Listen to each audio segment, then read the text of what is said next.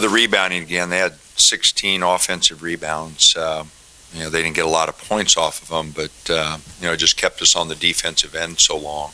I thought our defensive activity at times was pretty good, but at other times we had some breakdowns. But for the most part, offensively we got to get a much better flow. The ball's hanging up, not moving very well. We had a few rush shots that we've just got to do a much better job on. So, I keep saying it every time we come, just how much work we have to do. But, we're finding ways to win games. Guys are competitive tonight. Chris just absolutely saved us. His activity on the boards, 19 rebounds, was the difference in the game. Also, our points off turnovers, we got a few steals and layups. It was 21-10, so 11-point difference there on points off turnovers. So those are two big positives: Chris' performance, and we got some steals and turned them into layups. Chris, you pointed out that his rebounding numbers have been down a little bit.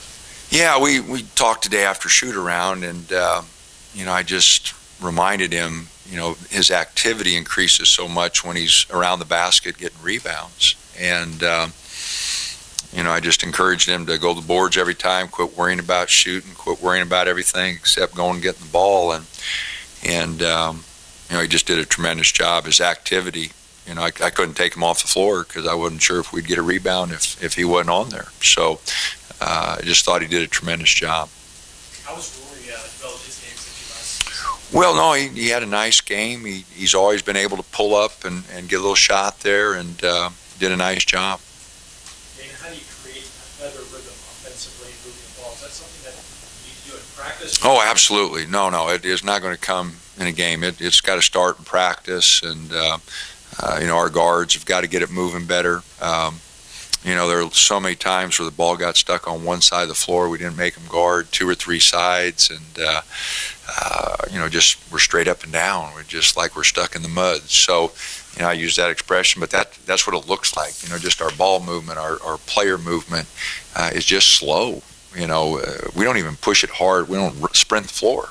So tremendous amount of work, and I think we'll get it.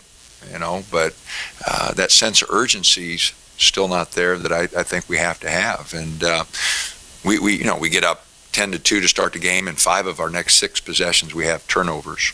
And we've got too experienced of a team. If we had 2 turnovers back to back, the next 2 or 3 we have to get shots up. We know that. Our guys, you can't have 6 possessions and 5 turnovers. Just good teams don't do that. So,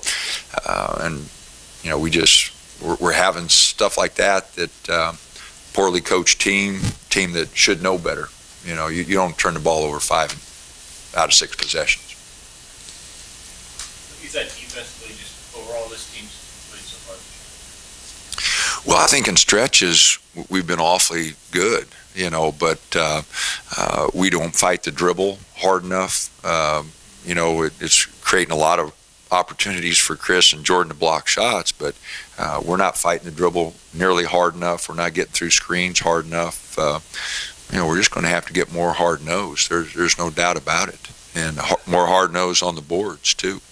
Nonetheless, we're having some really good shot blockers for the guards. Let this guy go.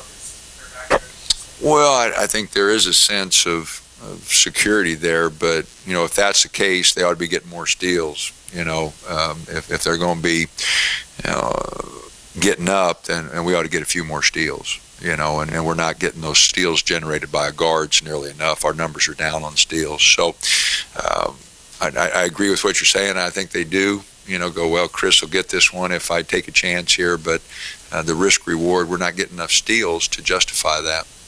Just got to fight the dribble better.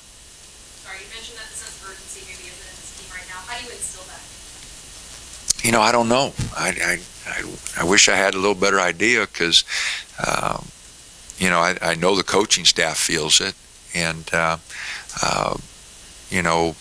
too many times you have to lose a few games before that sense of urgency turns. And with an experienced group that we have, that shouldn't happen. We've had losses in past years that we should learn from. And if they want to have the kind of season I think they want to have, they just got to loosen up and start swinging away and quit worrying about scoring points and just worry about playing the game. And I think that's what Chris did tonight. And then all of a sudden, because he's thinking about that, he gets a few offensive rebound putbacks. He, gets a lot of buckets around the hole. He didn't hit any threes tonight. He still had 23 points and 19 rebounds. So he just played. He didn't think about shooting. He didn't worry about it. He went out and played. Coach, in your half-court offense, you give a rough percentage generally of called plays or called, or Well, we're supposed to be getting more in transition and flowing right into things, and neither Peyton or Casey, our guards, like I said, they get it and hold it. The ball's not being advanced hard enough, quick enough. So, I would say probably 50% are called. The other, we're supposed to be pushing it and flowing right into something. the guys who missed free throws, surprising?